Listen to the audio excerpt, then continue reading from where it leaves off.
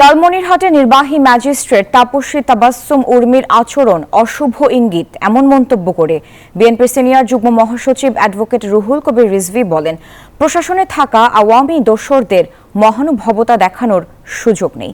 মঙ্গলবার গুলশান ২ গোল চত্বর থেকে ডেঙ্গু প্রতিরোধে সচেতনতামূলক লিফলেট বিতরণের সময় এসব কথা বলেন তিনি।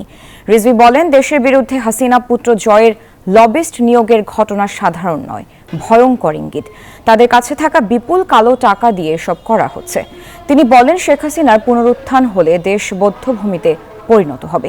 আর জাতীয় প্রেস ক্লাবের সামনে বিক্ষোভ সমাবেশে বিএনপি চেয়ারপারসনের উপদেষ্টা জয়নুল আবেদিন ফারুক বলেন, ইউনূস সরকারের দক্ষতা অনুযায়ী প্রত্যাশা অনেক, কিন্তু ২ মাসে সেই আশানুরূপ ফলাফল পাওয়া যাচ্ছে না।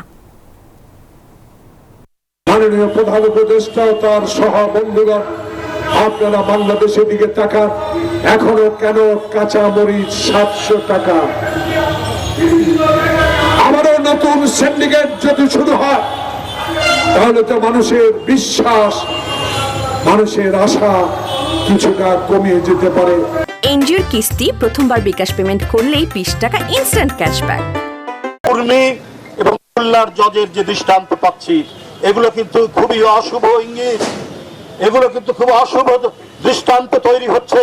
তাই তত্ত্বাবধায়ক সরকারকে আবারও বলি, আপনি দ্রুত গতিতে এগুলোর বিষয়ে যদি পদক্ষেপ, গণতন্ত্রকামী মানুষ কিন্তু রাস্তাঘাটে তারা বেড়ে ফেলবে, কারণ তাদের পিছনে তাদের একটি প্রভু আছে।